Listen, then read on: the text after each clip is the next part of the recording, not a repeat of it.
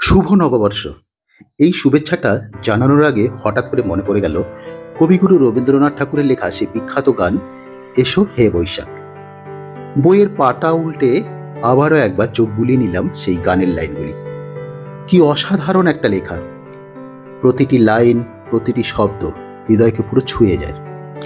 পড়তে পড়তে ভাবছিলাম যে উনি কিভাবে লিখতে পারলেন এমন একটা মর্মস্পর্শী গান। আমার মতে এটা শুধু একটা গান নয়, আমাদের জীবনের চলার পথে একটা মন্ত্র, যার প্রতিটি লাইন আমাদেরকে নতুন করে বাঁচতে শেখায়। শেখায় যে কিভাবে পুরাতনের উপর ভিত্তি করেই নতুনকে আবার গড়ে তুলতে হবে।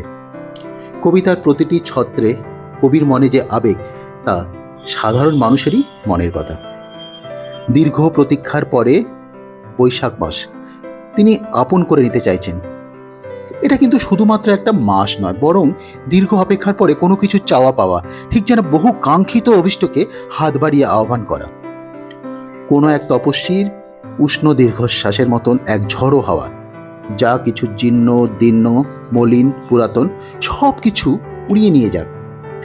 পুরনো বছরের যাবতীয় ব্যথা বেদনা, দুঃখ কষ্ট ব্যর্থতা, যা আমাদের মনের মধ্যে স্মৃতিতে ভারাক্রান্ত হয়ে রয়েছে, তা দূর হয়ে যাক। বিস্মৃতির অতলে তলিয়ে যাক। বিষাদময় জীবন আবারও রঙিন হয়ে উঠুক নতুন সুরের মূর্ছনায়।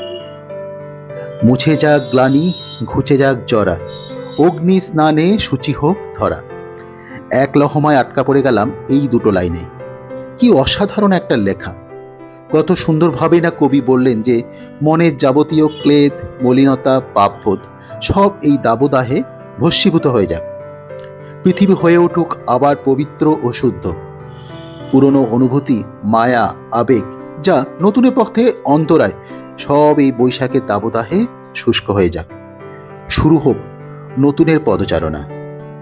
প্রলয়ের শঙ্খধ্বনির মাধ্যমে সুগম হোক নতুনের চলার রাস্তা। মায়ার অন্ধকার দূর হয়ে যাক, সব কিছু স্পষ্ট ও উদ্ভাসিত হয়ে উঠুক। তাই তো পরিশেষে একটা কথাই বলা যায় যে কবিগুরুর ভাষায় বৈশাখ মাস শুধু একটা মাস নয়, বরং তা আহ্বান করে নতুনকে। তাই আজ পয়লা বৈশাখ 1432।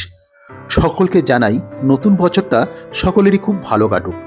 পরিবারের সকলকে নিয়ে ভালো থাকুন, সুস্থ থাকুন, নতুন চিন্তা ভাবনা করুন, ভালো কিছু ভাবুন, কিছু করার চেষ্টা করুন, এবং সবশেষে সকলকে জানাই শুভ নববর্ষ।